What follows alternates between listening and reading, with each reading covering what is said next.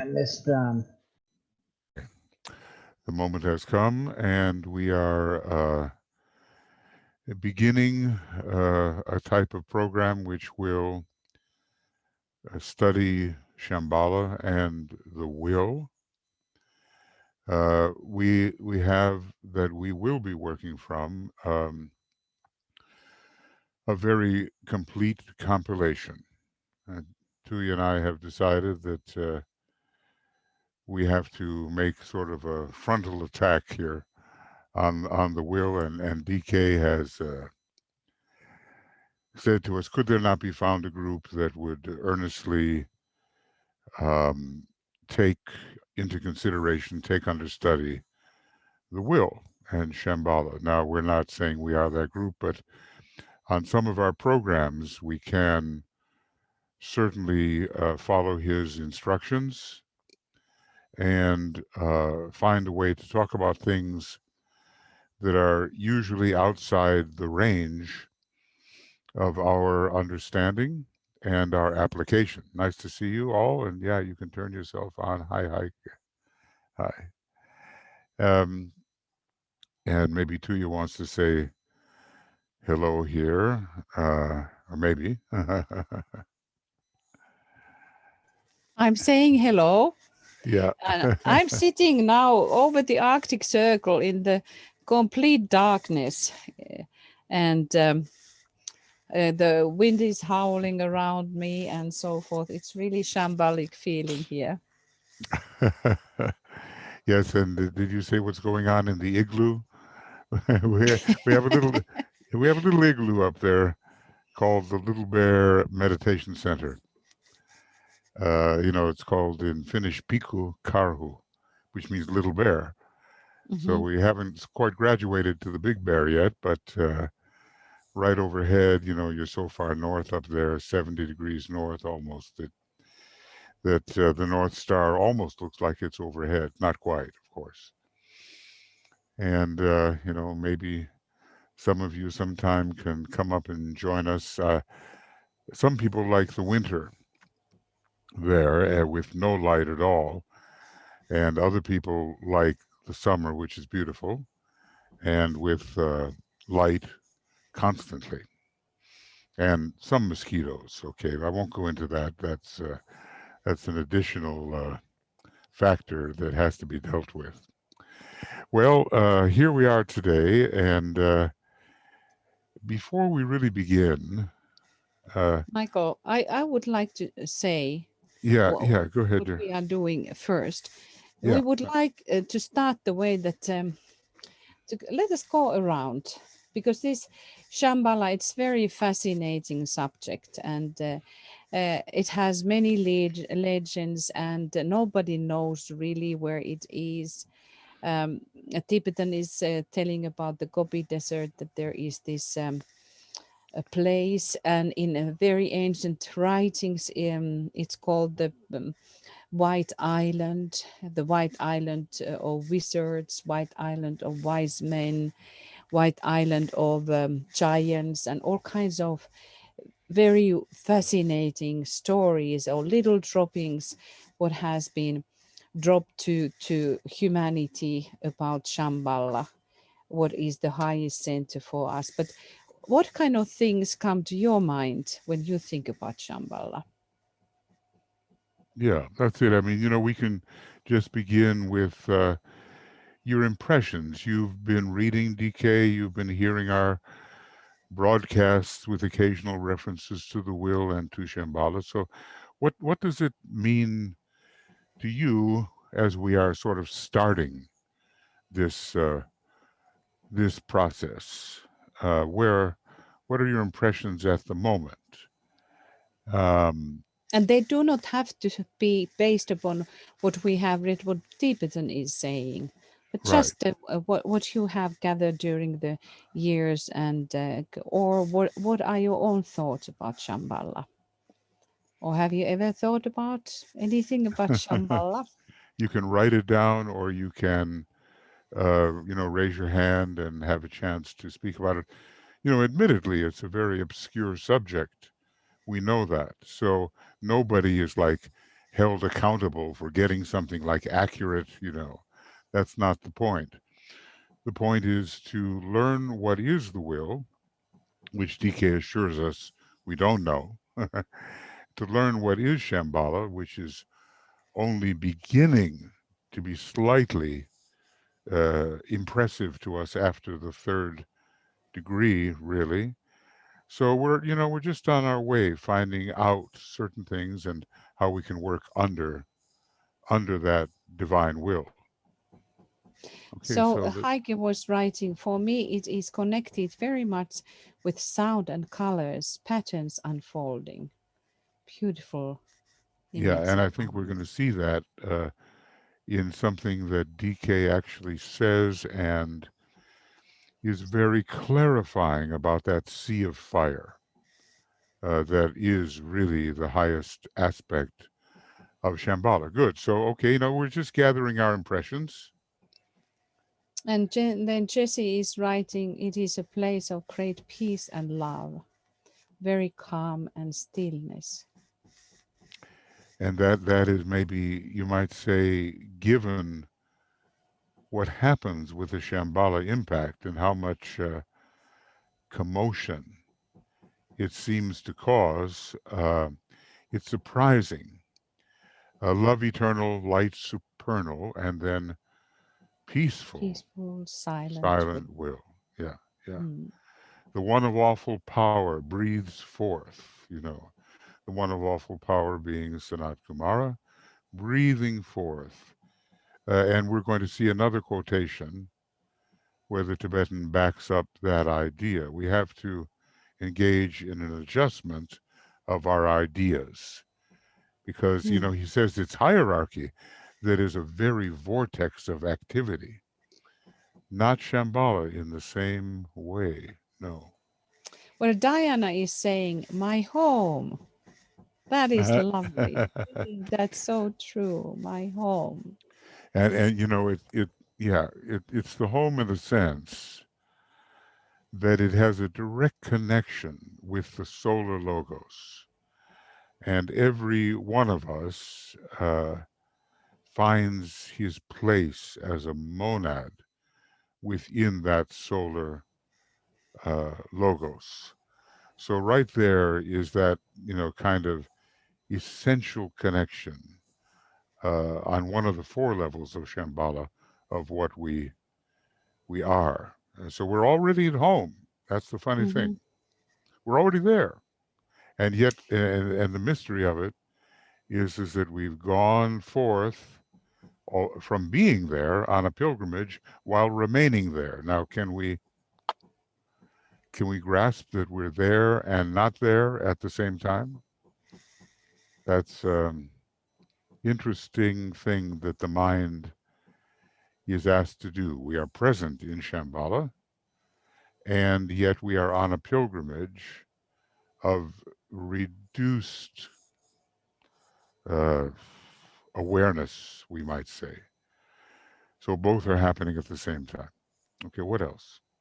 Martin says, before joining the program, Shambhala was something a bit too far from us, me.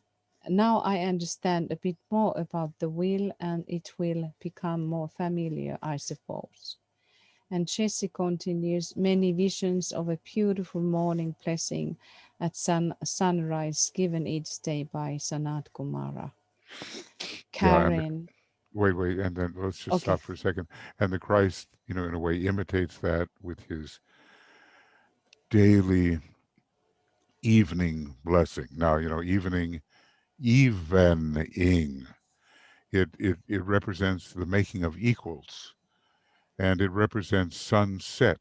It represents Libra, and the Christ, of course, as the Prince of Peace, he holds that great blessing at the moment of Libra every day. We're told beneath his great pine tree, and we're told further that Libra is the royal road to Shambhala.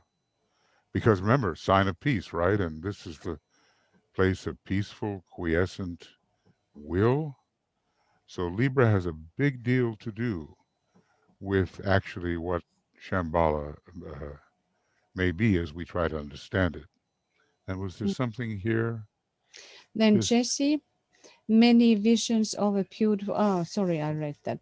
Karen, the central spiritual sun, a center of will and purpose. yeah, that's a generic term, isn't it, Karen? Central spiritual sun, because Mm. that is the monad in man, the central spiritual sun. The monad of the planetary logos is a type of central spiritual sun. The monad of the solar logos is our ultimate, at least temporarily, ultimate central spiritual sun. And gosh, we're going to even take it to the Pleiades one day and so forth.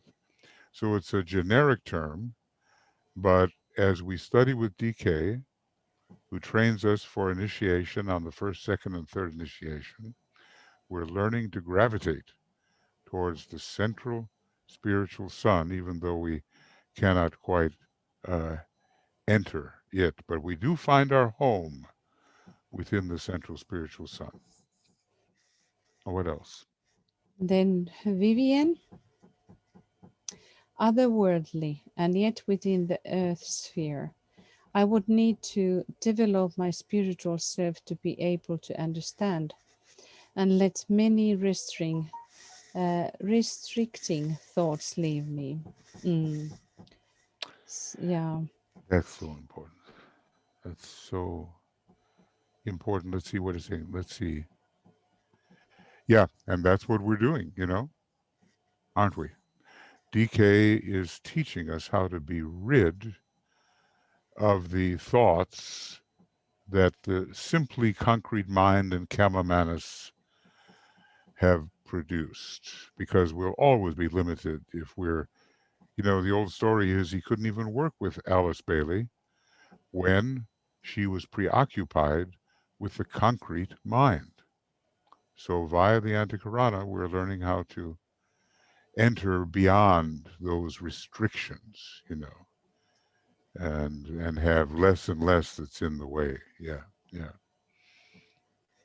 And Heike continues, Shambhala is where I hear the voice, song of the great king going out into matter, creation through vibrations of sound, word, and the clothing into colors, and where I see and know that all is good.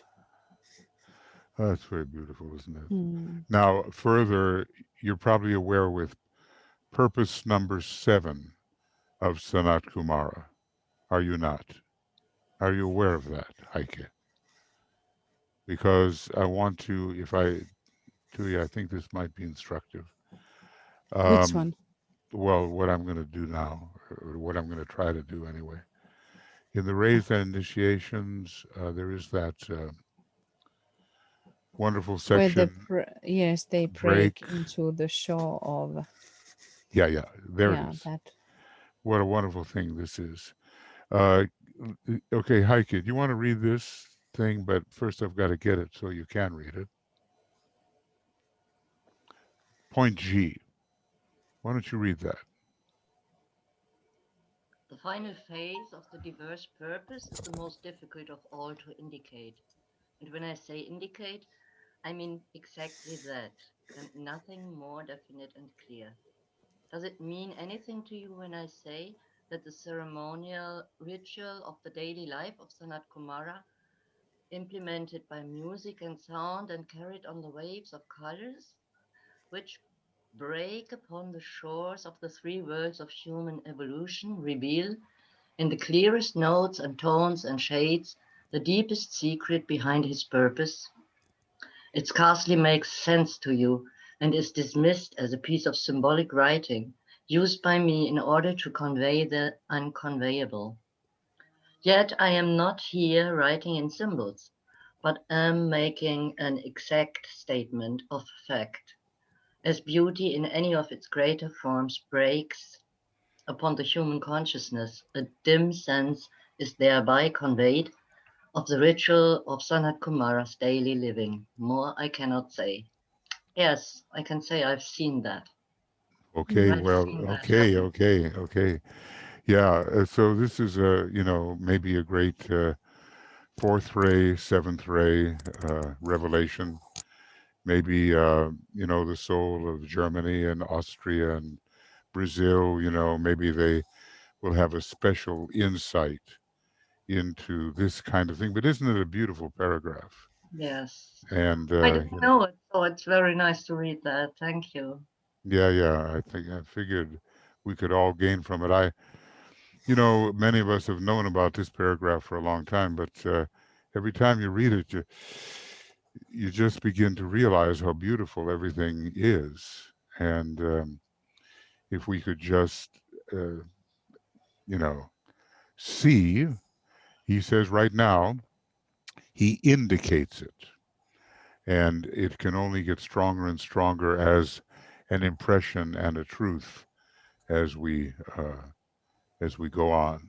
So the seven purposes of Sanat Kumara, by the way, are found here on in Rays and the Initiations, right before page 247, and they are magnificent about what Sanat Kumara is attempting to do. And there's no real study of Shambhala unless we find out what it is that the purposes of Sanat Kumara may be, because he is the king of Shambhala.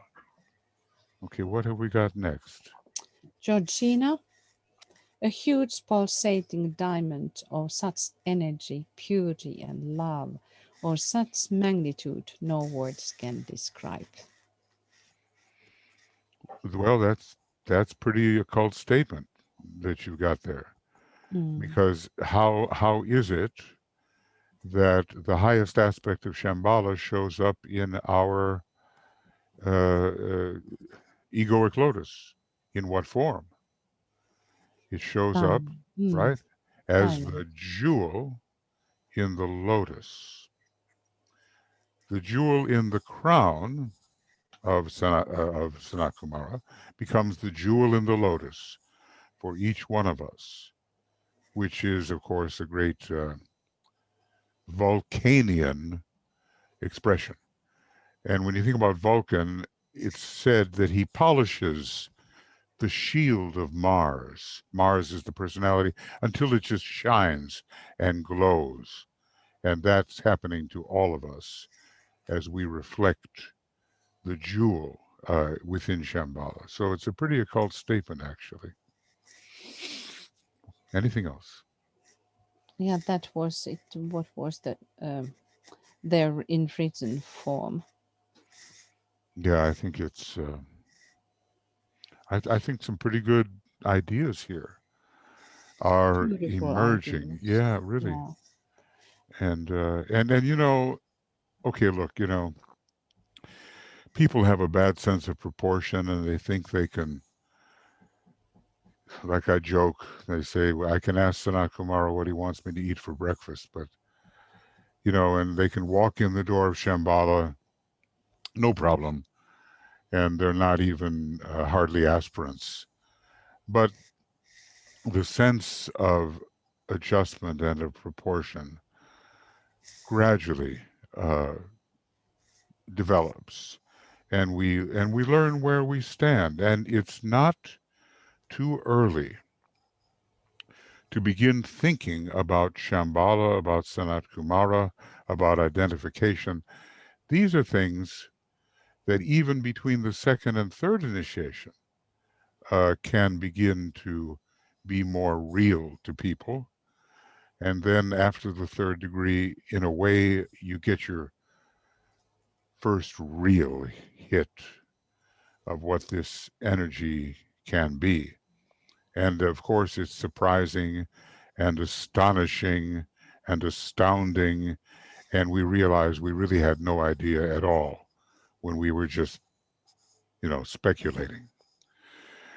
So, it's a eminently worth study. And that's why DK said, could there not be found a group that would take the will as its object of study, even though we aren't necessarily a political group or anything like that. The divine will works out in 7 different ways according to the ashram, and we students need to have a better idea of what it is, and gradually, piece by piece, we will develop a clearer idea. Anything else you want to say about that, Tuya, or anybody? And Yeah, I am always thinking about that, that in human soul uh, there is that part in us which is constantly and endlessly yearning to that place.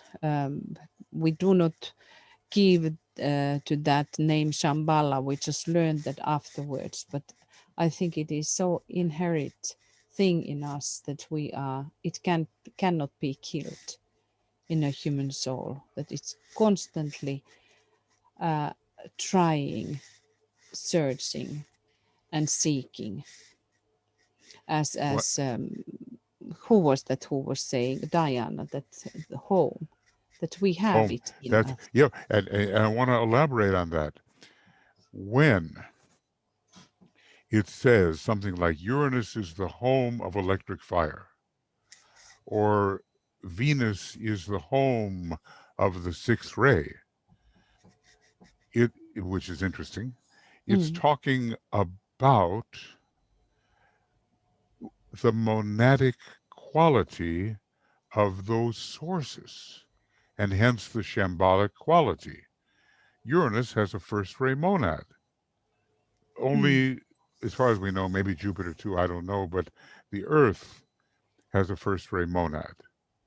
And maybe something with Mars, I don't know, maybe. Um, and Venus has a second ray monad. But the whole idea is that he hints at the shambolic ray of these great planetary gods, these great planetary sources. And the word home really means that. You either leave home or you don't, or you both leave home and don't leave home. Just to speak in a paradox. You stay at home while not leaving home. Okay, you're in Shambhala right now as a monad, mm, and in the divisibility of the spirit. Now, this is what Master Moria talks about. The divisibility of the spirit. You also go forth on a pilgrimage to redeem the lesser aspects of your great self, which you have already been before you were in a position to undertake the redemption. So you're at home and you're not at home. And we have to get used to that double idea, which is like, oh, it's a mind bender. How do you do that? But that's how it is, as far as I can see, anyway. So Okay. Jesse says, yes, always home, wherever we are. Well, and that is true too, isn't it? Mm, Because if you cannot be deluded by the evidence of the senses, whether they are low or high senses, thinking that the senses, with their limitations, describe your home, then you can get into the deeper level of homeness, which is monadic awareness. Now, we can talk about that. Uh, we do in the identification as being a group. We talk about that.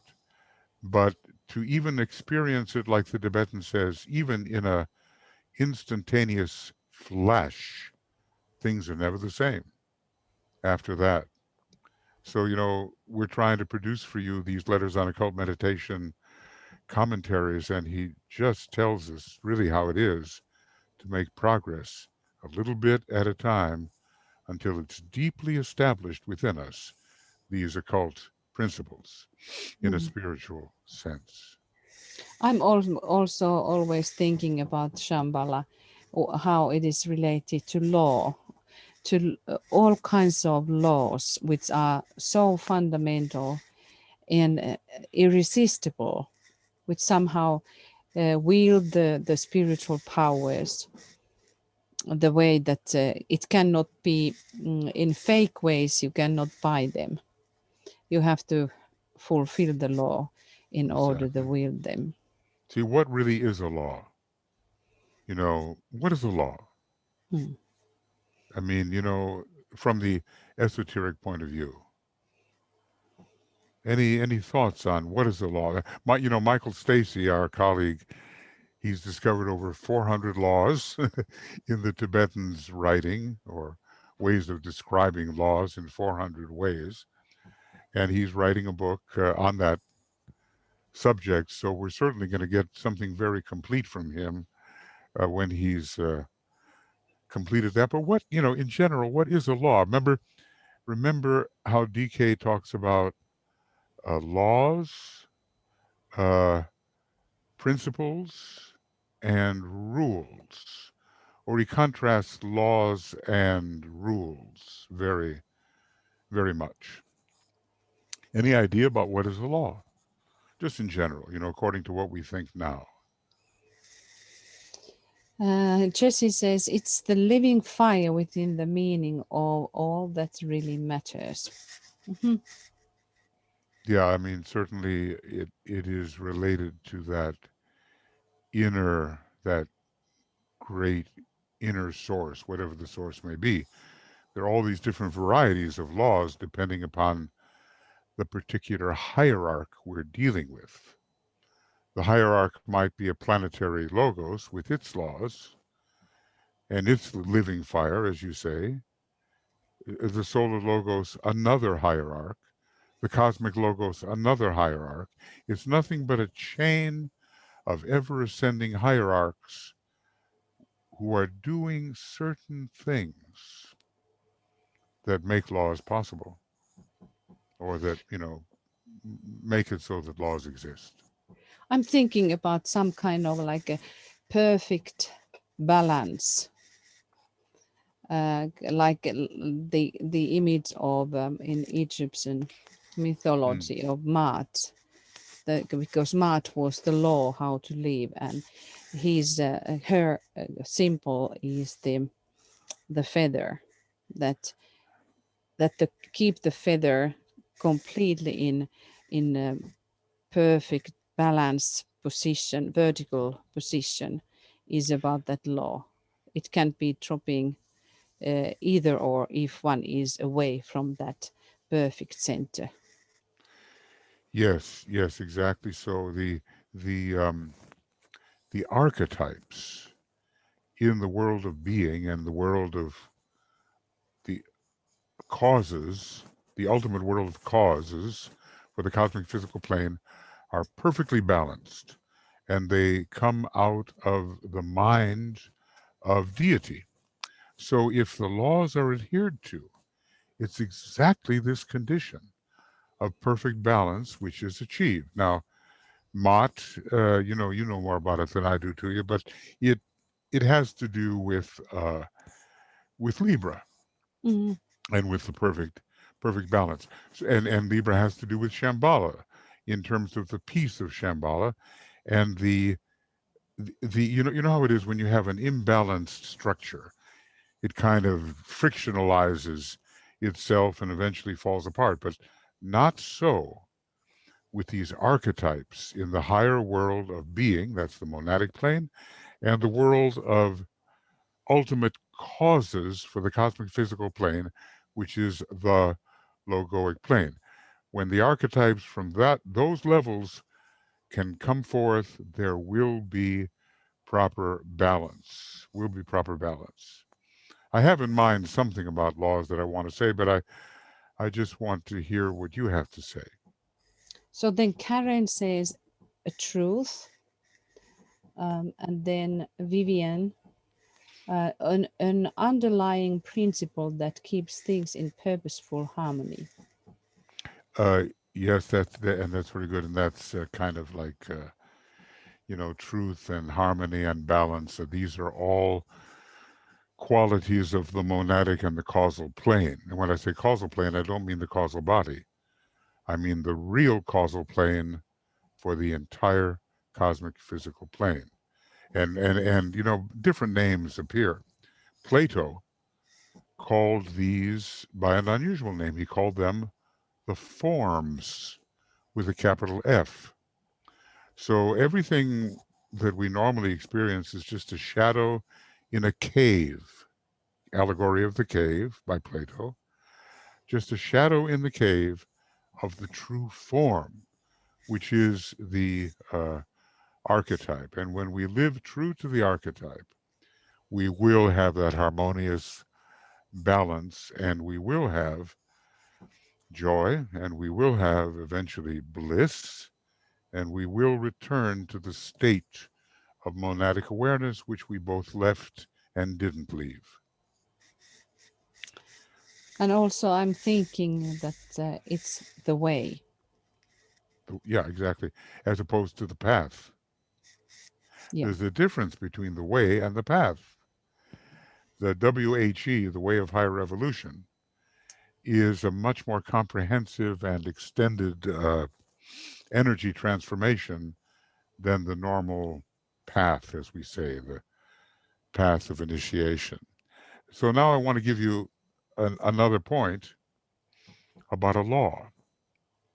If a great hierarch sustains through its will a particular archetype or a particular type of relationship, that will becomes a law for the lesser beings. So it is a sustained image in the mind of the hierarch, whether it's a planetary logos, solar logos, or beyond, or whatever it is. It's a sustained archetypal image, which, because it is sustained, is always true, always present, and inconvertible because of the will behind it of a great archetypal being. It becomes for us a law. It cannot be broken because of the sustainment of that great being through its own will. So the will of a hierarch becomes the law of the lesser beings like man. Just something to think about. And that's why nobody breaks the law. No lesser being breaks the law. The law breaks them. It's interesting, Buddha says about that. Many times I have a quoting um, that there is no atom, no lesser animal, human being, or God that they would not have law concerning to them. Exactly, because the one great law emanates from the one great being, which is all beings in universe. So every being, no matter how great we may conceive, is subject to law. And even the planetary, even the universal logos, which Mm. is sort of the ultimate being of any universe, is subject to the law of the choice made by the supra-universal deity before the incarnation of a universe. There are just certain things that cannot be transcended and are decided upon at that high level, which is beyond any universe. But of course, that really gets into speculative kinds of things. It's simply best to obey the law, to know, and first to know what it is, and then to persist in obedience to the law. And we might call that something that DK really gets into in rule number 10 of raise and initiation. You know what he calls it? He calls it occult obedience. You've heard the term. Mm. Occult obedience. Now, it's not easy. Every one of us knows it. And we don't get the real thing either. We just get something that relates to us at our present stage of unfoldment. We're first obey the inner impulses of the soul, even the soul. And then beyond that, we get into higher instantiations of the soul, through the triad, through the monad, and so forth. But without obedience, I feel like I'm talking to myself, without obedience, there is no spiritual occultism. We must obey. And that's where the Lord Saturn comes in, and he says those things that the rebellious Martian personality doesn't want to hear. Saturn says, conform and obey. And Saturn gets stronger and stronger in our horoscope as we go, because it gives us the great gift of real opportunity, So ruling the whole cosmic physical plane. Sorry, Tuya, go ahead. Georgina continues, law seems to be a kind of vibratory system of will energy, giving structure and expression in all departments. Good way of describing it. Good way of describing it. Yeah, yeah. But you might even take some time out and you say, okay, I've studied for a long time, whatever. What are the inner laws which, at my present stage of understanding, I am obeying? Because you got to obey the laws. That's it. Occult obedience. What am I obeying? Let's just take a moment of pondering just for a second. What laws am I obeying? In my own words, of course. It doesn't have to be exactly the way DK said it.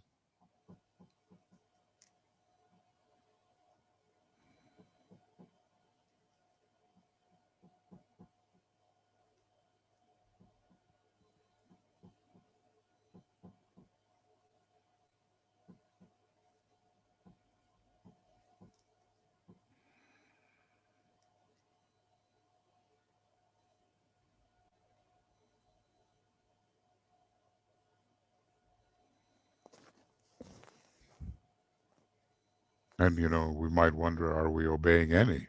Really? You have to be open enough to see whether we're really obedient.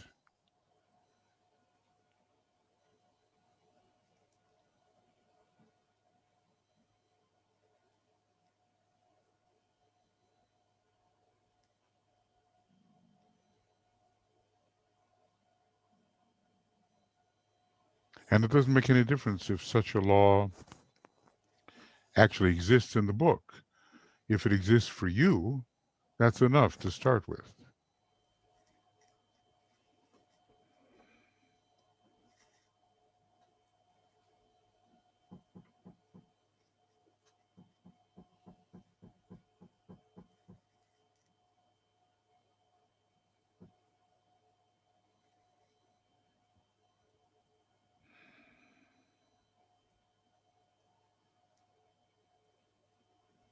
So is there anybody who would like to offer a law, whether existent in the books or existent within your mind, that you find you are obeying? So Jesse says the laws of love.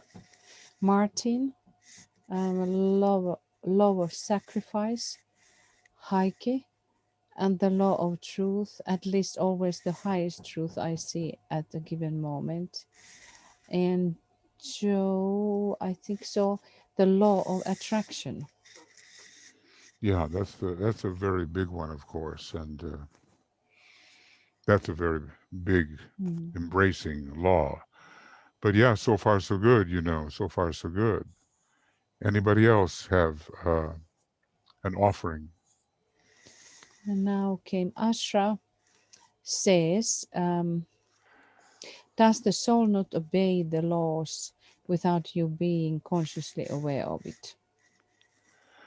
Well, that's fine on the level of the angel of the presence, but does the soul in incarnation, who is the real us right down here in the world of the senses, does that obey?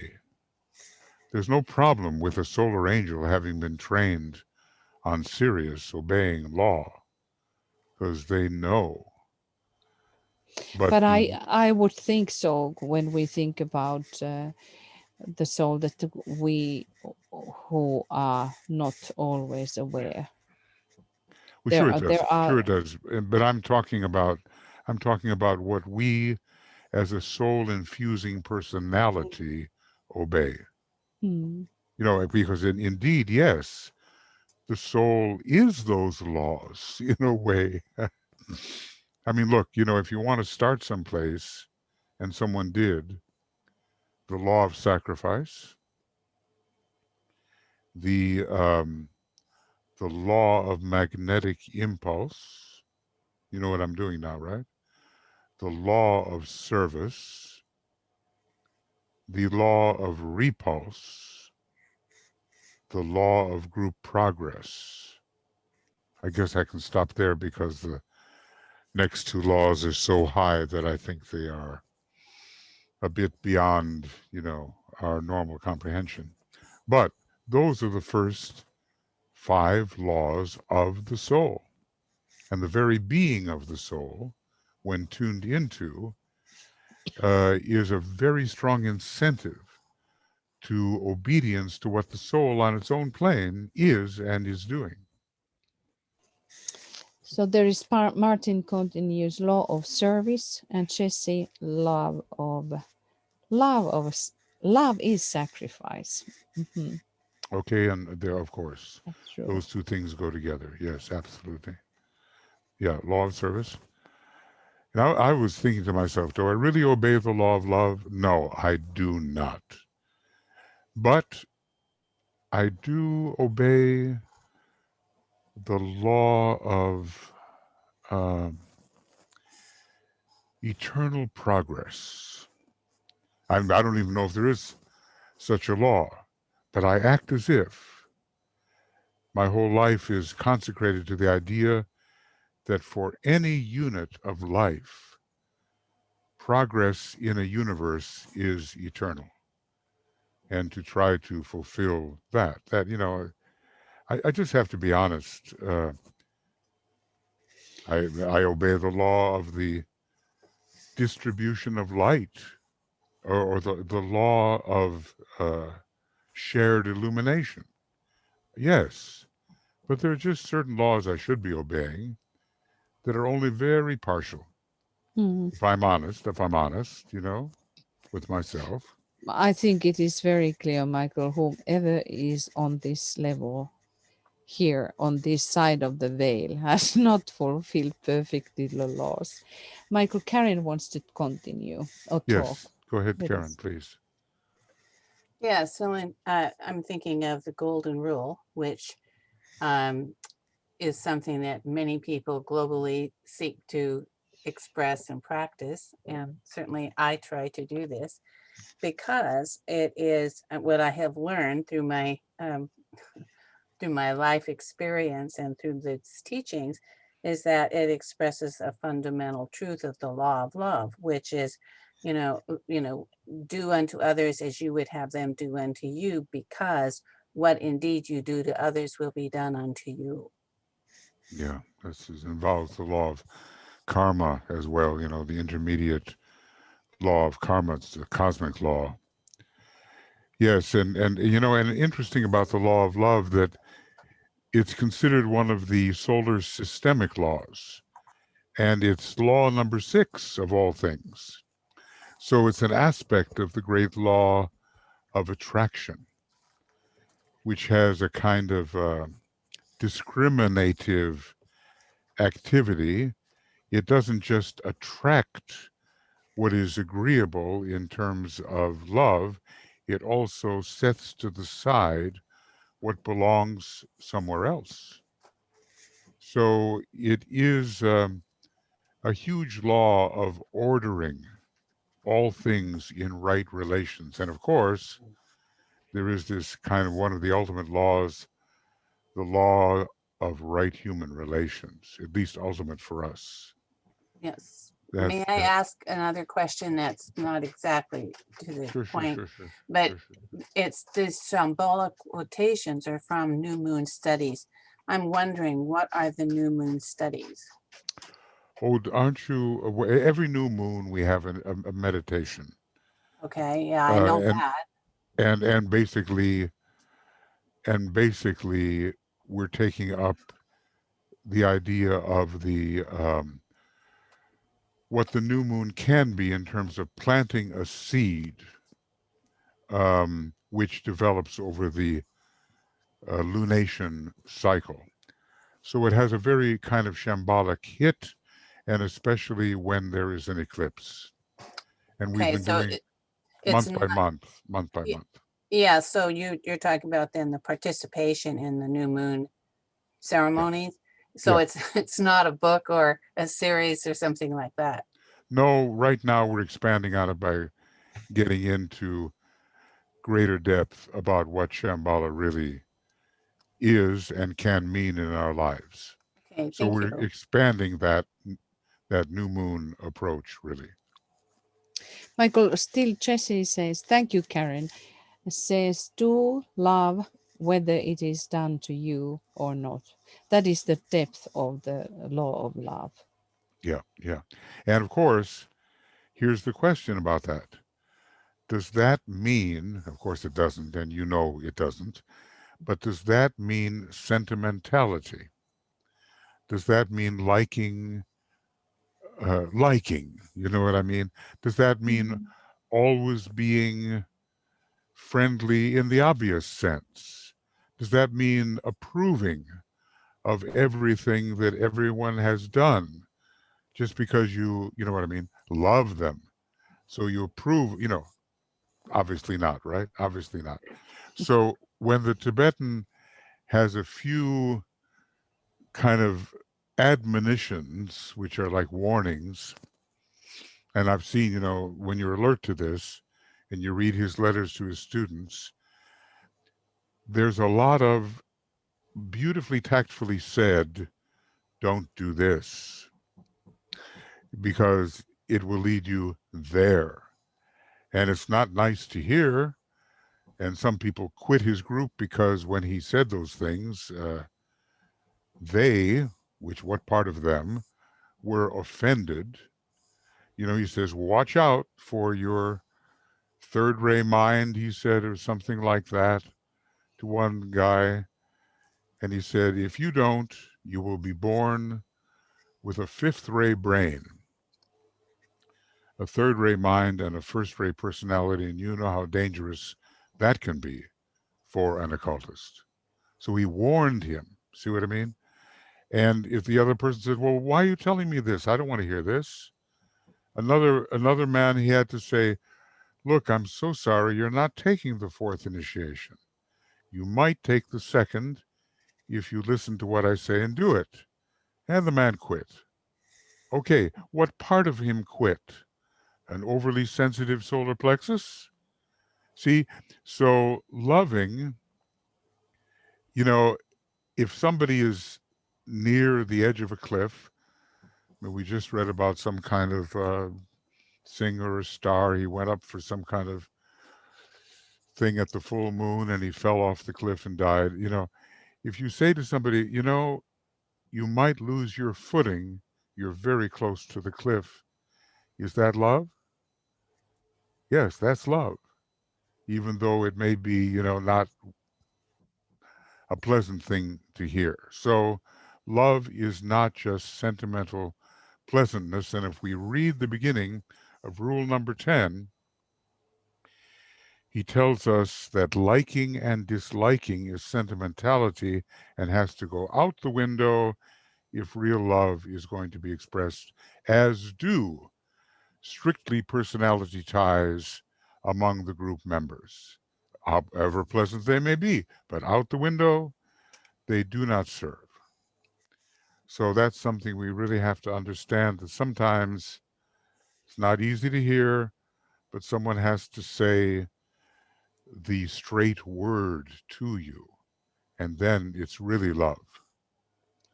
So Nasa says, I think you are in dynamic, harmless territory when talking about being nice. Yeah, yeah, yeah, yeah. And Yeah, yeah. Jeff, Harmlessness is a special definition of it. It's a wonderful definition.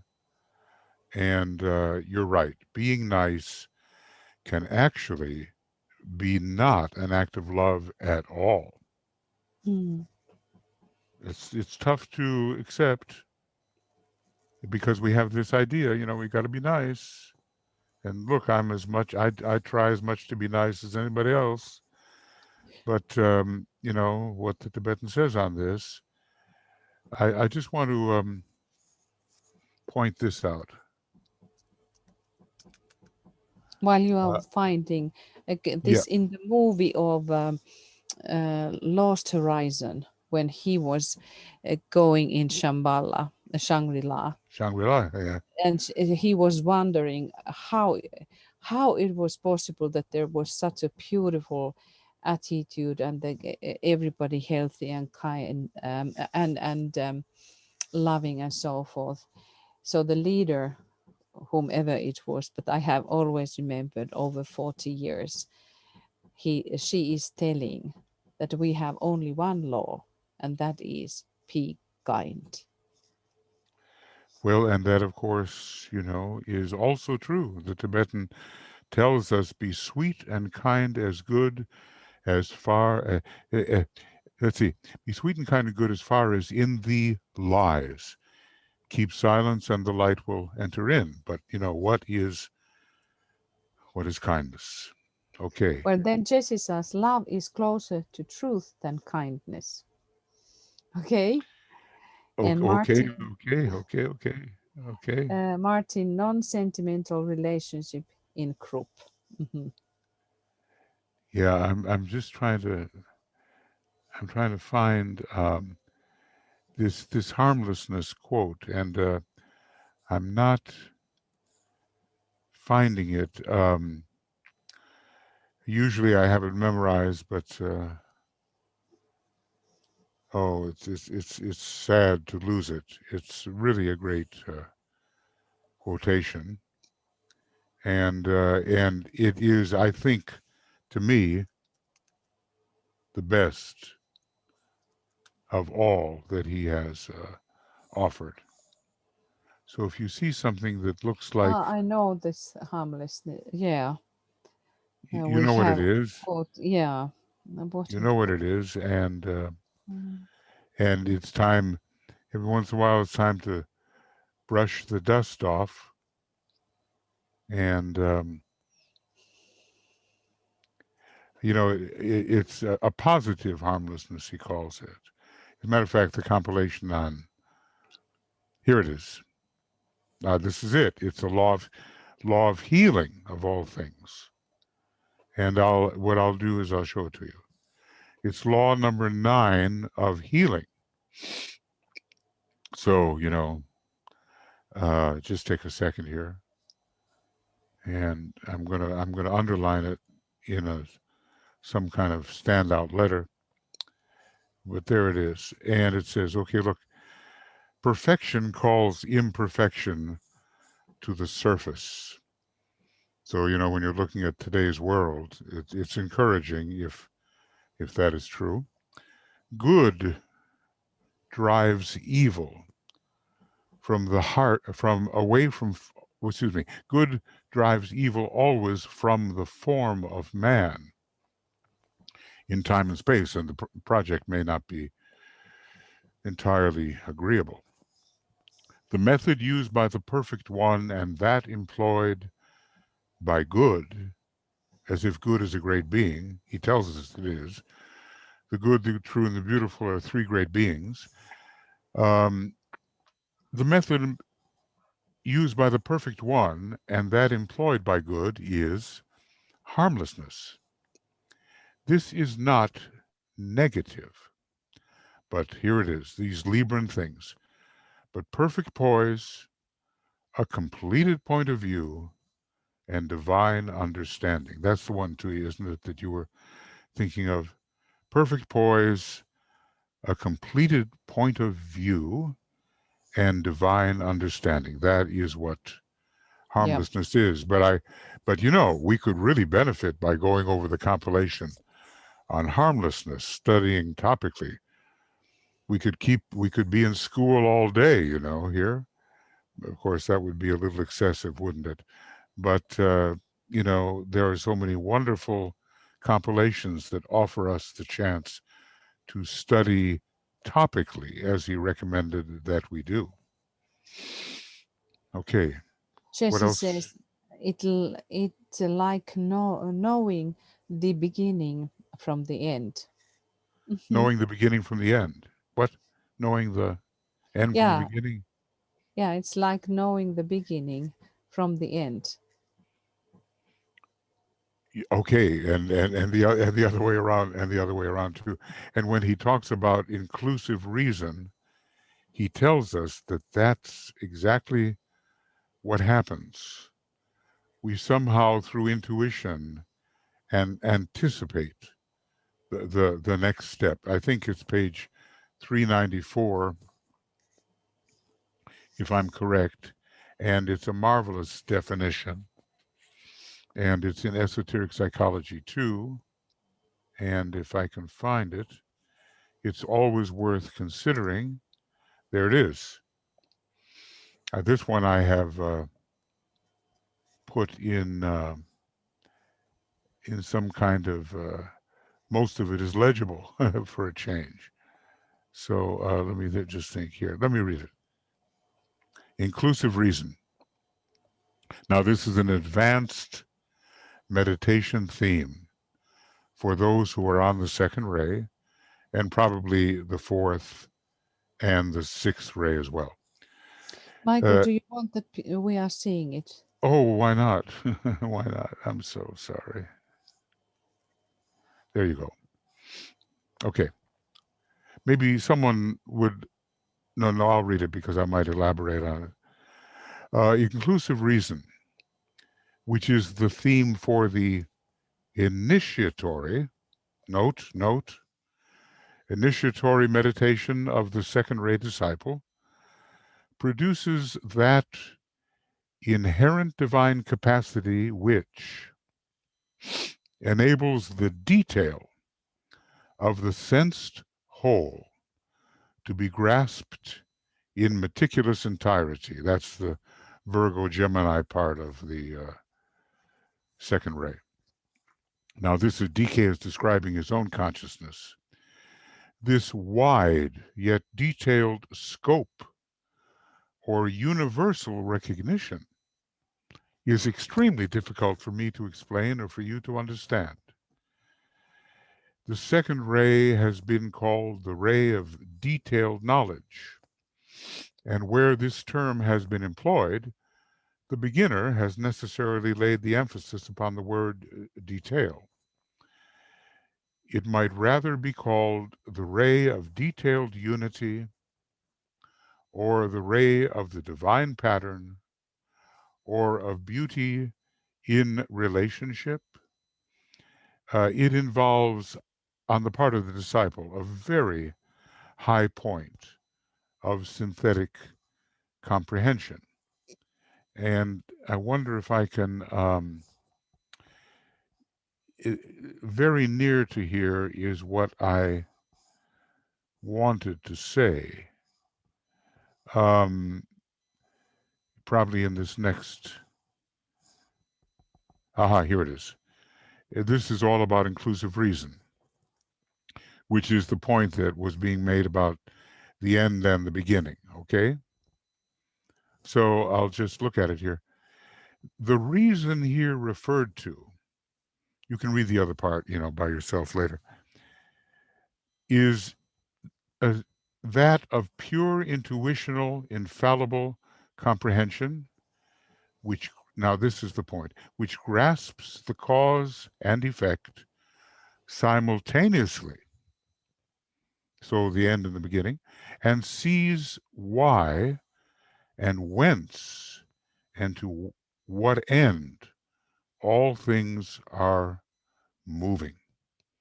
It is not possible for the aspirant to take these words into his meditation and profit greatly thereby, for he will be meditating as an aspiring mind and not as a soul. And that's why this is initiatory meditation.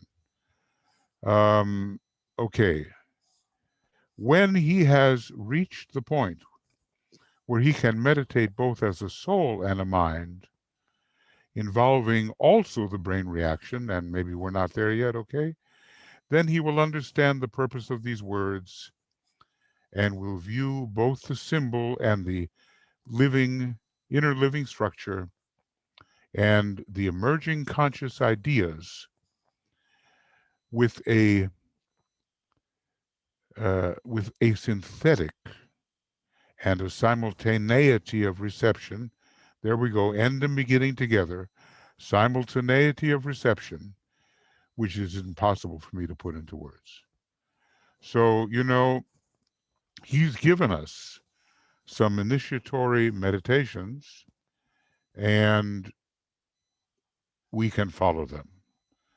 I've always been interested in this inclusive reason, and some people are interested primarily in isolated unity, and some people are interested primarily in presented attributes.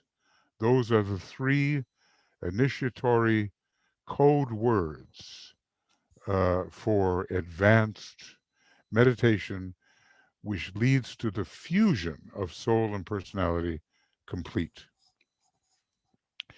Now, Tuya, you can tell me why I got onto that subject, because I've forgotten.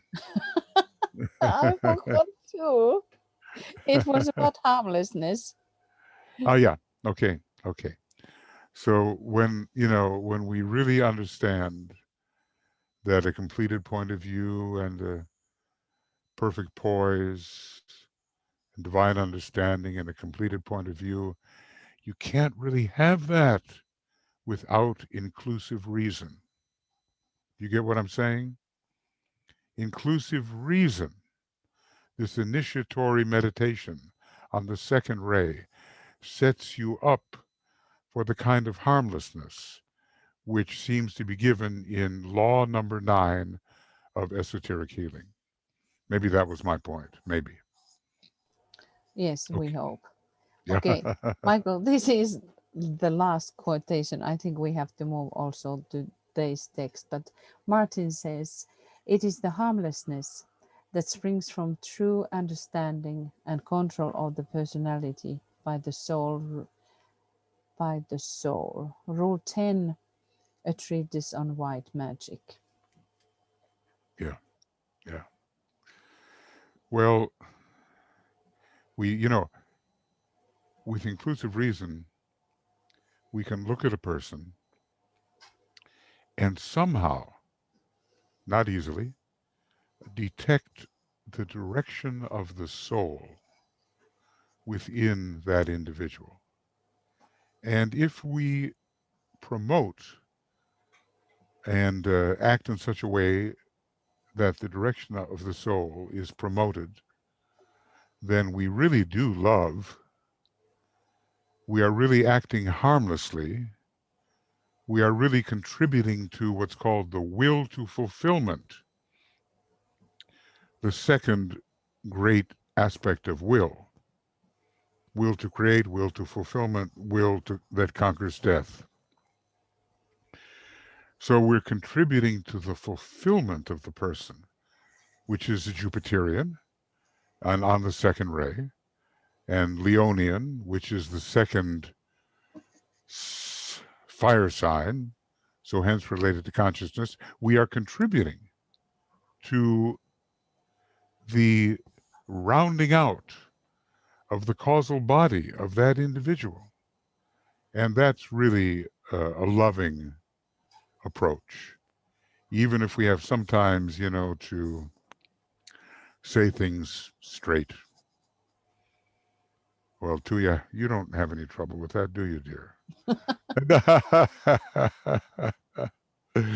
I was so much less aware of my foibles before I was married to Tuya. Let's move on. Let's move to Okay. Shamballa. Okay. Well, we're all, really basically we've been thinking about it from our own perspective. And, even if we just do one paragraph, that from the standpoint of true esotericism, Shambhala is a place of, quote, serene determination and of poised, quiescent will, as the old commentary expresses it. Notice the harmlessness involved with that idea of poise. Completed point of view, a poised point of view, serenity, light, supernal love, eternal, peaceful, silent will, serene, serene. Anything come to us as we look at this? Michael, do you have some text now? That's Oh, it. from, okay, can you put your text? Oh, golly. I'm just always doing that, huh? Here it is, in the old commentary, serene determination and a poised, a quiescent will. You know, when you normally think of Shambhala, what do we think of? You know, because in other ways it's described as all these lines of energy and beauty and all the rest. But this doesn't necessarily contradict it, does it? Love, eternal, light, supernal, peaceful, silent will. Let's just for a moment just ponder this, what the old commentary says here.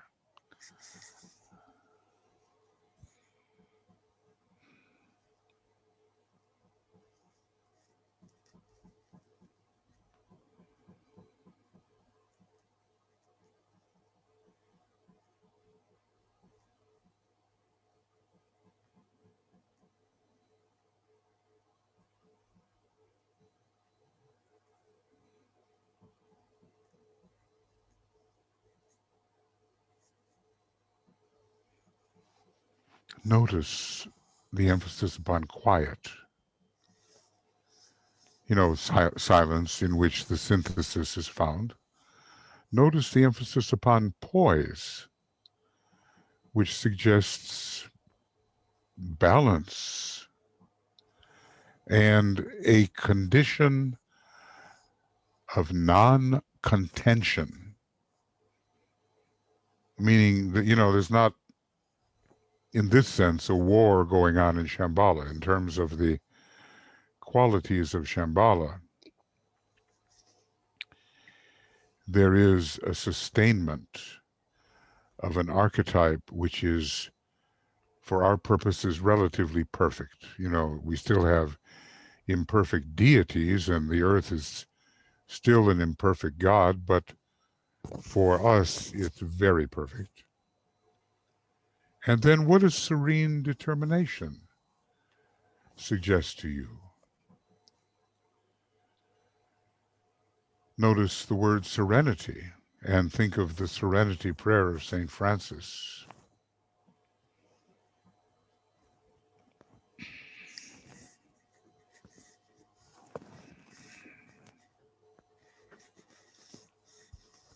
You know, God grant me the serenity to accept the things I cannot change, the courage, isn't it? Something like that, to change the things I can, and the wisdom to know the difference. It's just very simple. But the lower worlds react to this serene determination, oftentimes in an initially chaotic manner. Anything anybody wants to say here?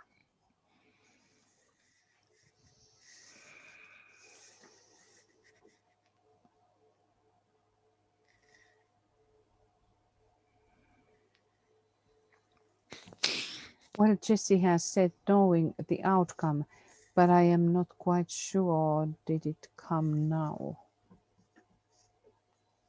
Oh, okay, yeah. Well, the outcome is, yeah, we were talking about that with pure reason, right? So, Yeah. you know the end from the beginning from the end, you know. Aha, The Jesse said purpose, yes. yeah. Jesse says yes, it is for now. Oh, okay. Okay. Good. So then Astra says poise could also be centeredness. Yes, it's Vivian, another word for it. Maybe. Yeah, I think so. It's a good word. What do we center in? Being. When Shambhala is involved, right? We center in the law and we center in being. Shambhalic awareness, there is no shambhalic awareness unless the sense of being is real to us. then Vivian, or do you want to meditate? It's okay, dear. Go ahead. Vivian says a decision has to be made deep down in the soul before being able to reach this serenity. To reach Yes, this yes, serenity. and it's said of the Christ. One of my friends dug this out somewhere. Oh, it's like yes, calmness, forever unperturbed, disturbed, perturbed, calmness, forever unperturbed. This is what the Christ has, and this is his version of the yoga of synthesis on the second ray. So with serenity, you know how it is, fourth ray humanity. Fourth ray, above all, has to achieve serenity. That's one of those requirements in Esoteric Psychology, Volume 1. But eventually the fourth ray gives way to the second ray, and serenity gives way to conflict, or the other way around. Conflict gives way to serenity. And then, we arrive in that realm where things don't change from start to finish. There is a level in which the end is the beginning and the beginning is the end. And the divine plan expresses in time and space the direction toward the regrasping of that state as once we had and still do have in our residence within Shambhala. So, sometimes I say to myself, I say, well, how can I get a handle on this? And I just use a very simple formula. I say, what's most important? What is most essential? Really? And I have to go through a bunch of stuff and no, what is most important? And then maybe something about the essential, which reflects the serene determination and quiescent will of Shambhala, may come to me, at least in the context of my own little life. And he says, look, the trouble is we don't do the essential. And, see, one person's essential is another person's non-essential. So that's in the realm of relativity. But each one of us can come to grips with what we think, at least, is the essential. And that is a reflection of this high archetype, how to be willing to live under the will. Willingness is the key to it all, he tells us, not just the fixed determination of the will, He says, well, that's useful sometimes, but that's not it. It's about willingness.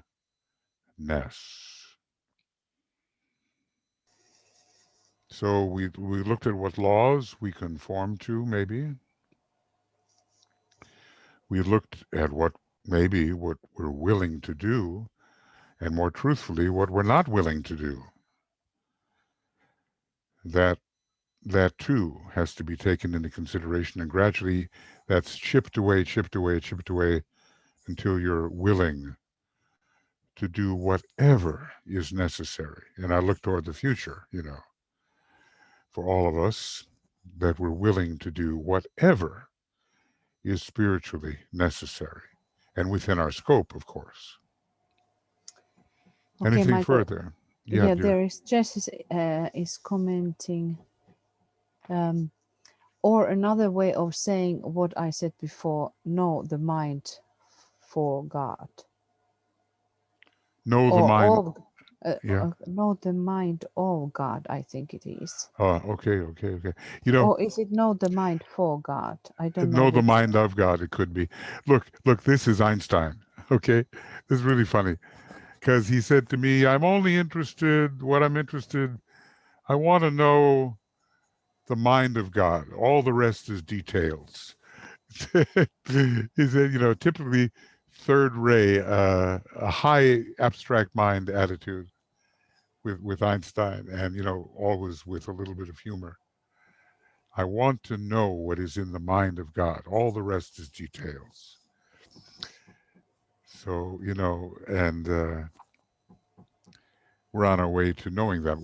And let's just say what God? What God? Not the absolute God of the universe. We're doing. Let's try Sanat Kumara first, and even our own master first. And the planetary logos finally, and we'll work our way up. But agreed, it's so important to be informed about these deeper, higher mental issues. People often say, "Hey, I've transcended the mind." Well, oh my God, the planetary logos hasn't transcended the mind. The solar logos hasn't transcended the mind. It's just a relative limitation of the mind that one has transcended and on to the next level, which is certainly much more interesting than leaving the mind behind, as is oftentimes said by people who don't want to work too hard at it. So then, Georgina, serene determination indicates to me a knowingness of the intended plan in the fulfilling of the laws. Yeah, I think so. I think so. Of course, obviously, in the realm of Shambhala, the plan is really known. But how the lesser beings will carry it out is not necessarily known. See, it's a simple idea that purpose precedes plan. And plan is the method in time and space to make sure that the purpose from the very beginning eventuates at the end in the lower worlds of becoming.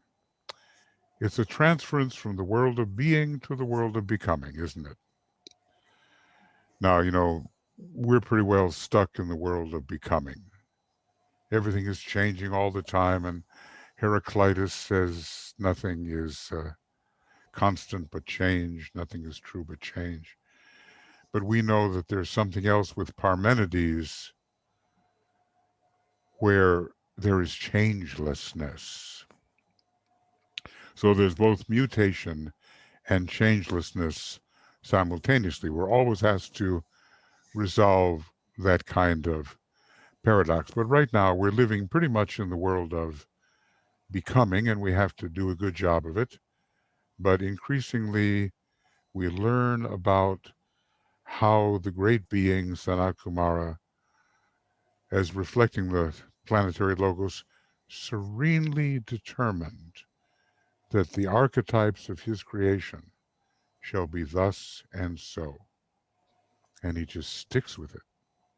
And eventually, we have to mirror his archetypal intention.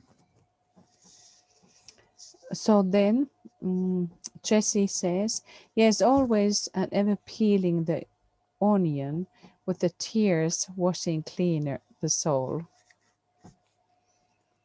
If you ever notice with an onion, you never get to the center. I mean, just keep peeling away and there's nothing left. You may cry along the way, but only vacuity, the void, pure being is left, unless you're eating onions that I don't know about. I prefer sweet onions. Unfortunately, it's one of my limitations. Um, Gosh, onions have a purpose, don't they? They are purging.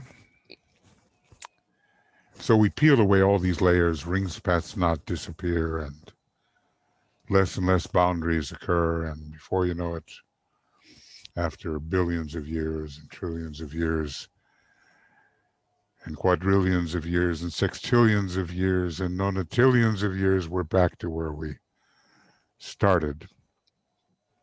Apparently with some gain, but not really, because it's all been worked out in absolute infinity anyway.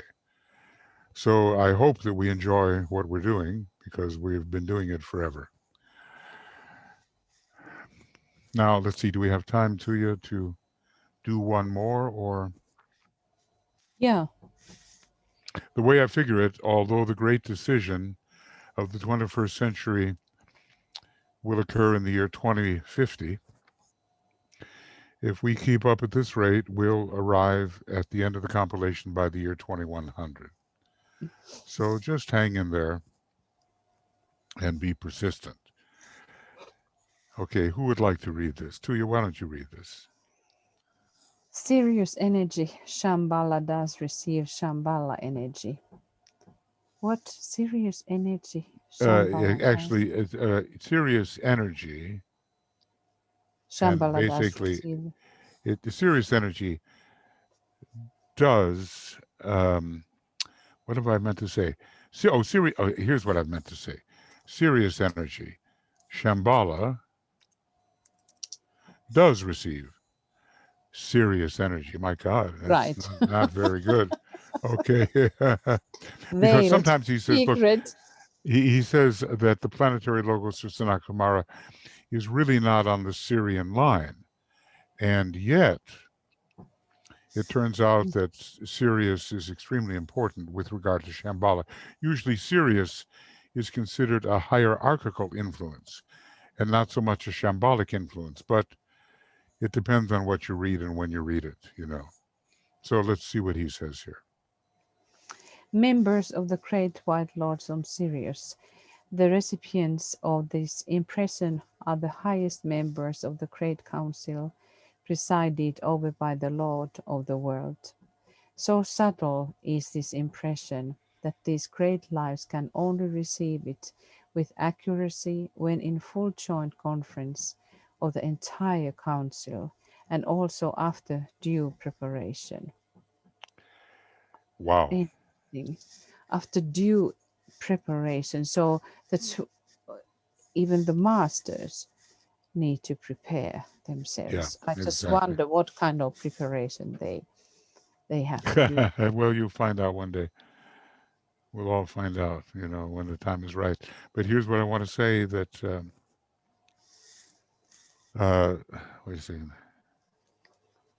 with accuracy. And for this means every Leo full moon, and maybe some more particularly than others. Because when is there a full joint conference of the entire council? That at that moment, the entire council is recognized by the planetary logos, the Leo full moon, which is the Sirius full moon in a way. So yearly, I better spell that correctly. Particularly, okay. So every 100 years, of course, but every year at the time of the Leo full moon, recognition is given to the entire hierarchy all at once, which must include, of course, the great lives. And when you think about it for a minute, about this Sirius energy. that we say, hey, well, the majority of human beings goes to Sirius, so, it can't be that high in energy. And yet, even these great lives in Shambhala, like the Buddhas of activity and all the rest of them, they have to prepare to receive it. Sirius must be a very big deal when it comes to our planetary progress.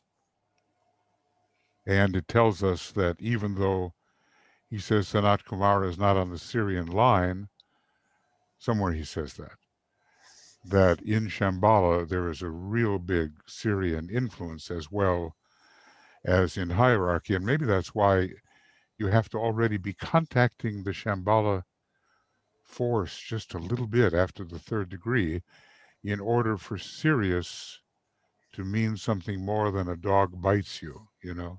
I mean, these fixed stars, they do have very concrete meanings, and you might be, even run into a dog or something like that under a very mundane kind of interpretation. But after the third degree, something really refined begins to happen, which is so much less refined than what's happening here. Any thoughts that come to you when you read this one? The Great Council. Where are we going to find the Great Council? What level?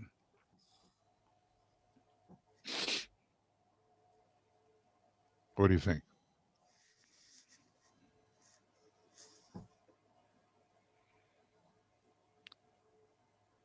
Boom, boom, boom, boom. Okay, are there 4 gates to Shambhala?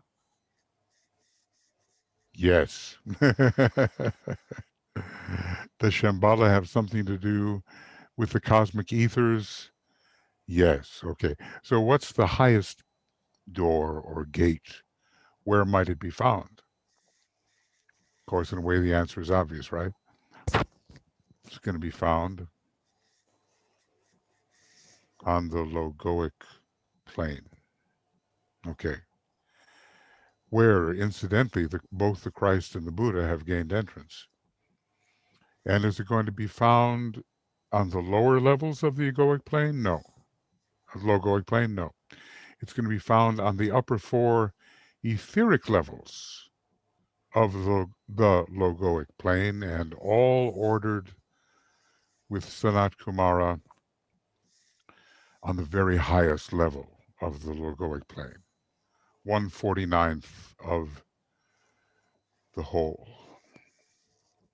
And these great beings, Buddhas of activity and all that, they're probably right up there. Remember, of the Buddhas of activity, what were they in the last solar system? This is a pop quiz. What were the 3 Buddhas of activity in the last solar system?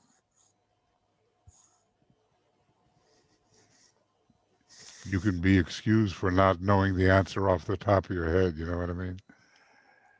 But if you think about their status, whoops, is somebody flashing there? Tuya, is somebody? Olivia says planetary logos. That's it. You got it. They were planetary logi. Right. They were planetary logi in the last solar system, and they're under the law of sacrifice in relation to our planetary logos, which is maybe why they are subsidiary to our planetary logos. So great lives are focusing etherically on the highest levels of the logoic plane. And somewhere he talks about the monadic plane and the upper 4 levels, but he just doesn't get into the sea of fire about that. So what can we really gather from all this when we look at Sirius? Who is receiving the impression, where the impression is received, and the quality of the impression? What can we gather from it? And is there anything there to you, dear? Well, there were actually, I just say Heikki was continuing. This is about these onions. Sorry, I didn't see this. And then we take on all those layers again, but now being free in their use. Okay, but now continue to this subject, Jesse. Why do we say the Lord of the world and not use the term of the Manu? Well, I think Manu is a specific Indian term, which, of course, is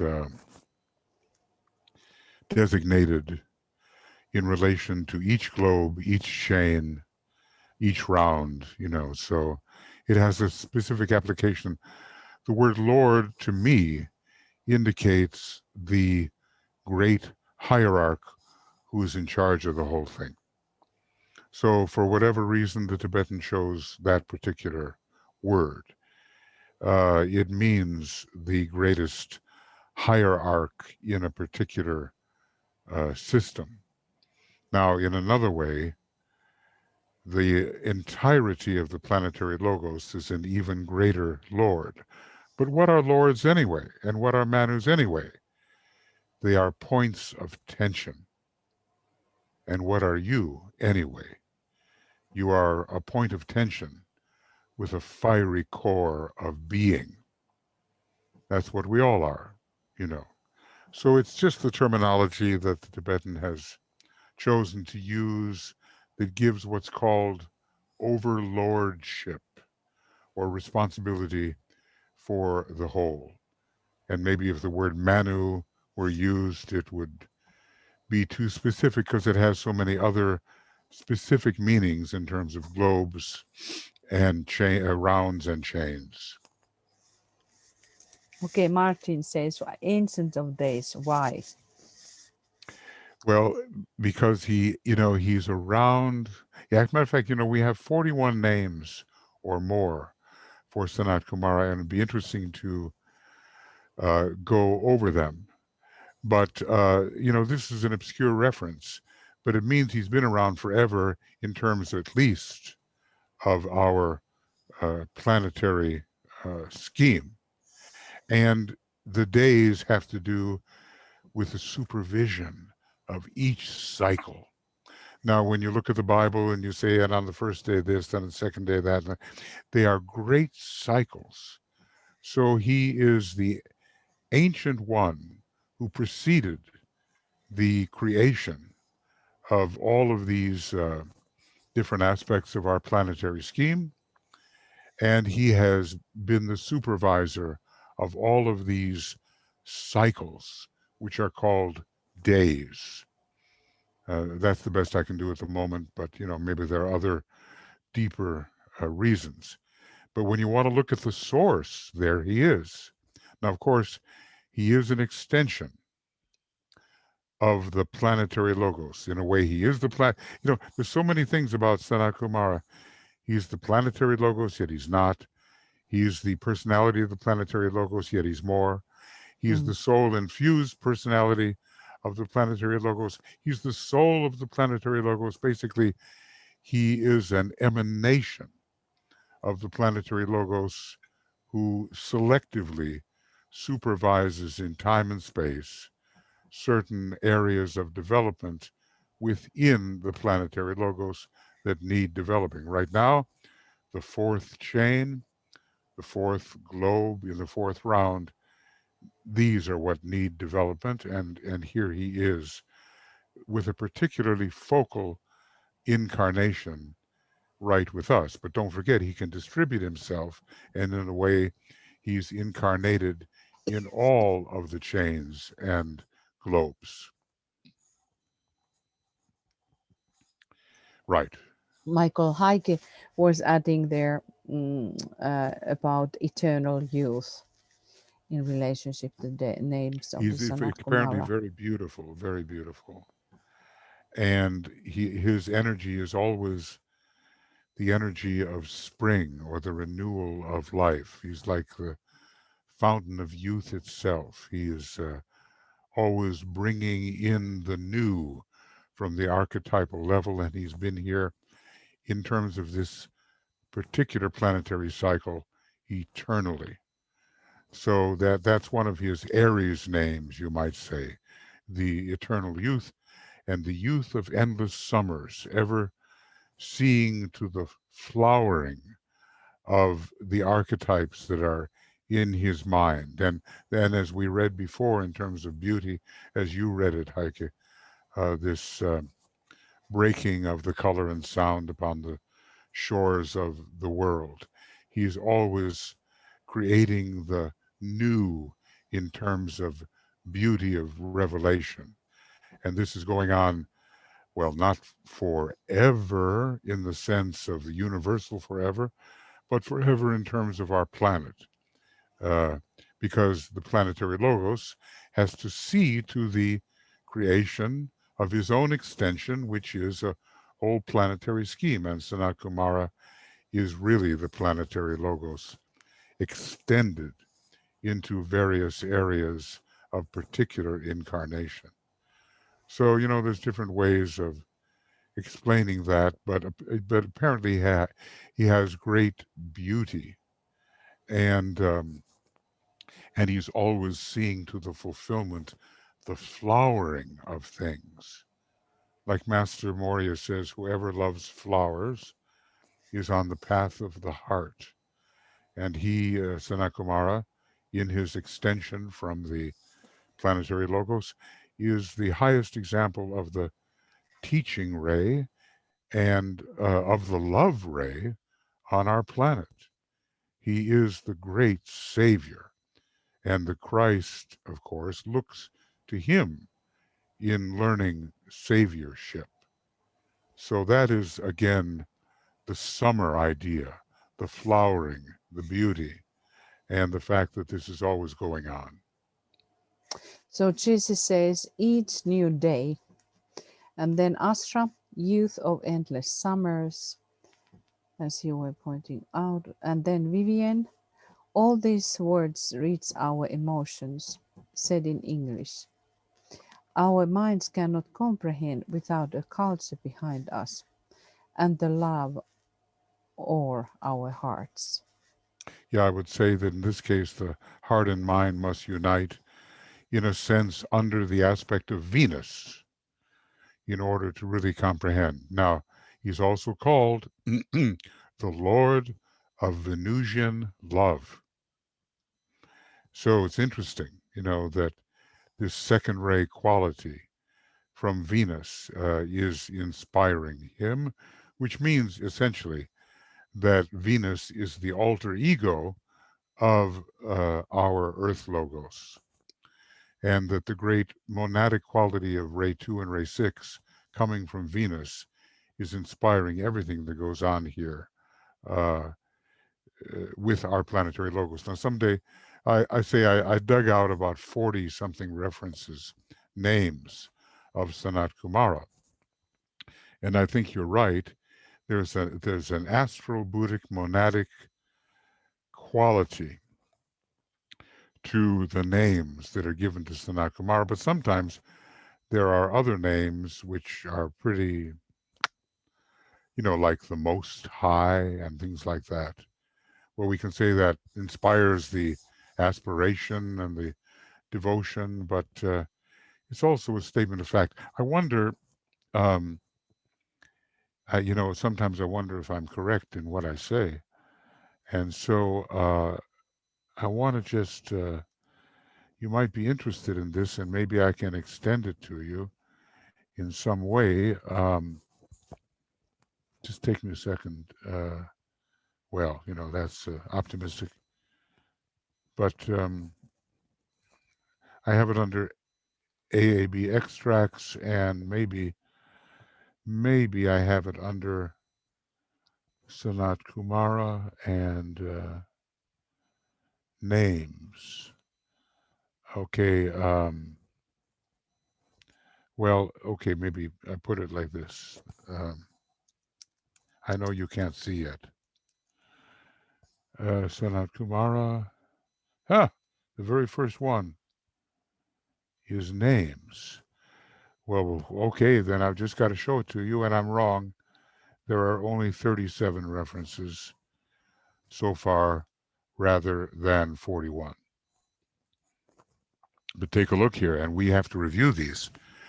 Sanat Kumara, Lord of the World, Ancient of Days, Melchizedek, the King of Righteousness, the Ancient One, the Great Kumara with the Flaming Sword, King of Salem, or Salem, King of Peace. Salam, I think it's like shalom, it's a salute in the Arabic language. The planetary logos, the great sacrifice, the eternal youth, the creator, the Lord of Shambhala, the God of love, the light of life itself. So that's more with the first and third aspects. The silent watcher, what does that convey? The solitary watcher, the one initiator, the youth of endless summers, the fountainhead of will, that's different, the Most High, the first Kumara, the great Kumara, sometimes also the fourth Kumara, the Father, the custodian of the will of the Great White Lodge on Sirius. That's a very willful idea, not just emotional, right? The one in whom we live and have our being. Live and move? Well, live and have our being. The king of Shambhala, the light supernal, the one of awful power, the unknown God, the king of kings, the virgin youth, Narada, who is always competing with Brihaspati. It's the war between Venus and Jupiter in the secret doctrine. Brahma's son, the Lord of Venusian love, the wondrous one, the peace of all the earth, the Lord of life. Now there we might enjoy. Michael, add there yellow naga. Okay, that's interesting. That is interesting because that ties him with the fourth Kumara, which he sometimes is called, not just the first Kumara. And he came, with the 108 Kumaras. First he came as the 105th with 104 below him, and then 3 additional Kumaras. But he is the central Kumara in our planetary manifestation. And Michael, one is Mahadeva. I don't Aha. think that it was there. Okay. Right, that's correct also, yes. We're getting towards 41. One more. Okay. Or maybe it should be Mahadeva, something like that. Mm-hmm. The great Deva, great. Look, occultism is so rich. I was just thinking to myself, I was working on letters on occult meditation. And I said, if we could only realize what has been given to us by the Tibetan, if we could only realize the depth and the scope of what has been given, we would be newly animated in terms of the teaching, and we would find ways to get that teaching out there, despite the fact that people are fighting each other tooth and nail, these days because of ignorance. We would find a way if we could only realize. Well, I guess we may be getting there, huh? I knew Michael, that, by the way, yes, was that in the list the King of Peace? yes, Was there? King of Salem, Oh Salem, yeah, yeah, right. King of Peace, yeah. And then, in the Messiah, the wonderful Hallelujah chorus, of course, it could be like the Christ, of course, but I always think when we're singing the Hallelujah chorus and standing up, just the way King George did, started a tradition going, that we're really singing to Sanat Kumara. King of Kings, Lord of Lords, and he shall reign forever and ever. That's more than the Christ, isn't it? It's more. So it's a immortal, at least in terms of our time scopes, an immortal piece of music. And if that doesn't inspire you, you better put your right hand on your left hand and see if you've got a pulse, because it's just magnificent. Now that, I sometimes make the joke, Handel was a Pisces, George Friedrich Handel, Pisces. And he composed the Messiah in 21 days. And, I say, well, that's what I call channeling, the real channeling. He came out of the composition room with his last manuscript with tears in his eyes, talk about being overshadowed by the great principle. So, Hallelujah Chorus, not to be overused, but when it is used, it's just out of this world. Okay, Tuya, maybe that's enough, huh? Yeah. Okay, well, there was 2 comments Yep, let's go. while you were talking. It was Jesse who says, yes, he is the will to love. And then Martin, really amazing. What a gift. Now I don't know to what that was And that refers related. to what the Tibetan is given. And then Jesse is asking, will this document be made available to us? Yeah, those The 40. names, Jesse, do you mean the names or these Well, what we are reading? we can make Zach Rymill's big 400-page compilation available On to you. screen, yeah. That's one, and we can make this smaller little compilation, which we just kind of began studying. As we see, if we really want to pay attention to the words and the lines of light that go forth from the words, it can take us deep into that. Yeah, so of course, it can be made available, and maybe what I'll do is So, who is send it the to Michael Crow. You can actually add the file. I don't know Michael how I Crow. can add my own. Yeah. What do you need to do? File. I need to send. I will send you a copy of a small compilation and a large compilation, and we just need to distribute it to the people who came, or we have to talk to BL and yeah. Is this a document that is it a single document or multiple documents? It's 2 documents. Michael Crow, I will send you that right away. If you can send it to me, those 2 right now, I can drop it into the chat right now. Yeah, 1 second. Okay, that's good. Well, look, it's a wonderful subject, and it leads us into everything because it is the synthesis. And, these days we can read the books and we'll get a lot out of it. But the whole idea of seeing the underlying synthesis by the use of inclusive reason is eventually a paramount thing, a paramount achievement in one of the 3 great initiatory methods of meditation: isolated unity, inclusive reason, and presented attributes. So, and all of this is like making esoteric psychology vital and viable in your life, which is the whole point, because as we read in Letters on Occult Meditation and elsewhere, unless we apply, we will not achieve.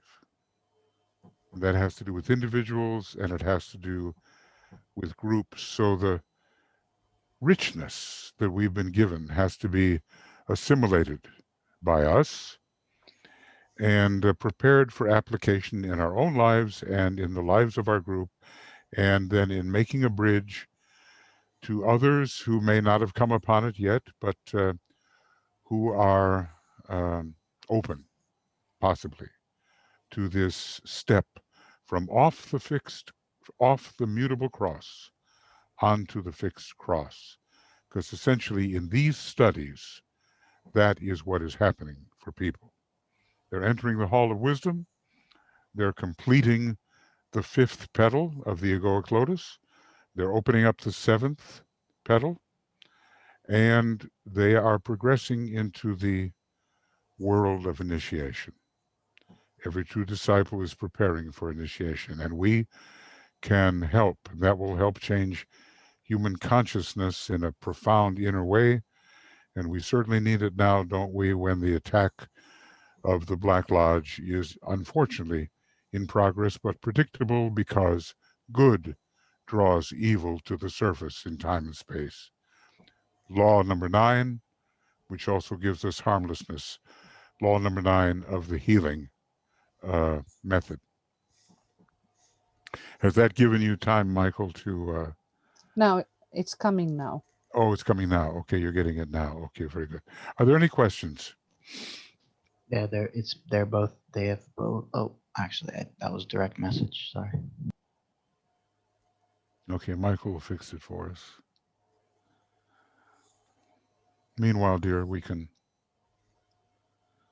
If there's anything anybody else has said. Yeah, okay. Look, there's abundant documents. And he did say study topically, study horizontally, study vertically. Vertical is topical, horizontal is just reading the text. But we have to study every day.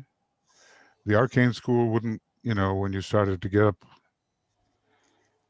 into the higher reaches of the arcane school, you couldn't get away with less than an hour's study a day. You had to do that. And, I remember there was a time when I was studying 10 hours a day. Of course, I was crazy, but okay. The material is so wonderful that you just want to assimilate it. And he said, I've given you more than you can ever assimilate. So whatever we may pass on to you and whatever has been passed on to us, you have to make use of it, right?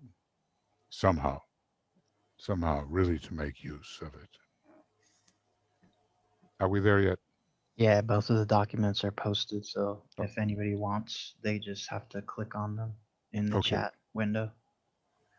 Okay, so but how do they get them as linked? Are they links that they can copy and then access? Yeah. Or do they have to do it right Yeah, now? they go right to your computer Yep. in your downloads file. Okay, great. Okay, Joe, thank you. All right, well, look, we've had a good discussion on 2 paragraphs. But your ideas have come forward, and we've analyzed and made links, a lot of links, hyperlinks, not the real hyperlinks, but spiritual hyperlinks we've made for a couple of paragraphs, and it shows you how deep the subject goes. So we will continue, Michael, let us end to 2 minutes silence. Just silence. Okay, and and then not one the great om. not the great invocation, just Oh, silence. Okay, okay, that's one fine. No, 2 that's minutes fine. silence and great invocation. Okay, you do the great invocation then, too. Yeah, I'm going to set it up. The number 3. Number 3, yes, in this case. Although keep number 2 in mind because the Lords of Liberation are still needed. Memorize it,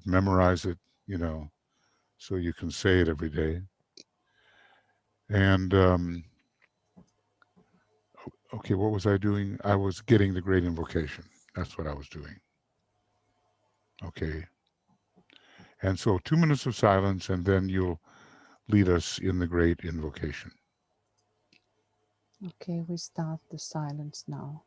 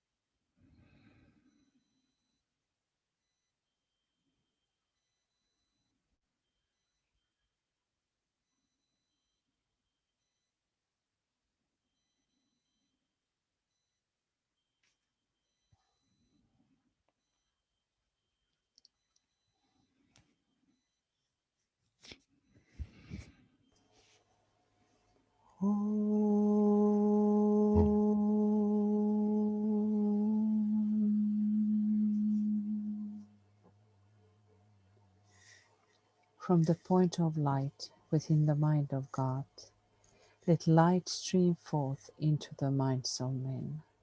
Let light descend on earth.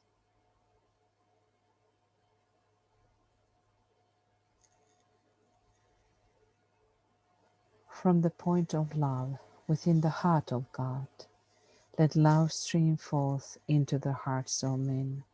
May Christ return to earth.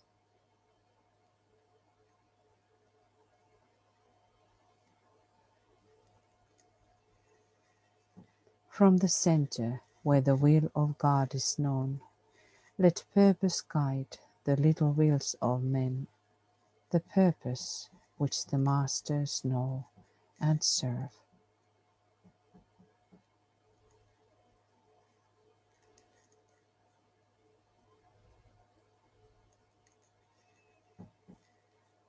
From the center which we call the race of men, let the plan of love and light work out, and may it seal the door where evil dwells.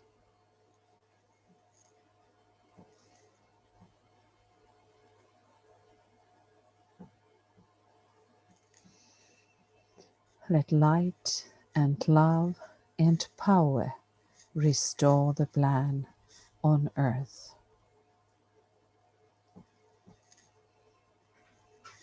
Oh.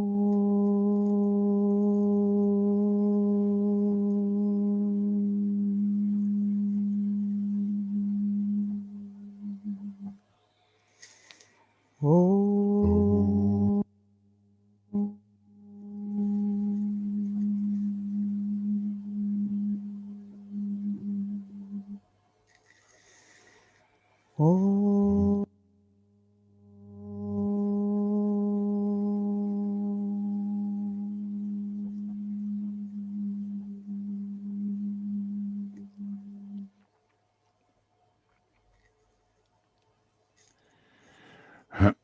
Thank you, everybody. We close with 24 participants, having dwindled a little bit, but that's the number of Shamballa, 24. So, confirmation. Okay, tomorrow morning, Glamour. We're working with illusion. Can't help it, I guess.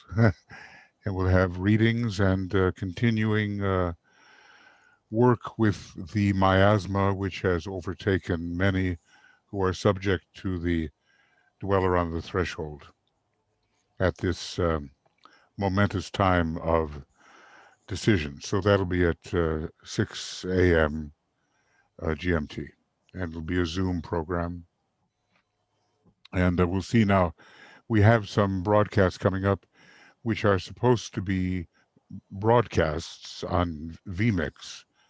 We'll see if we are successful in doing that, and otherwise, if we're not, we'll switch to Zoom, where we know we can be successful with Tui and I in different places.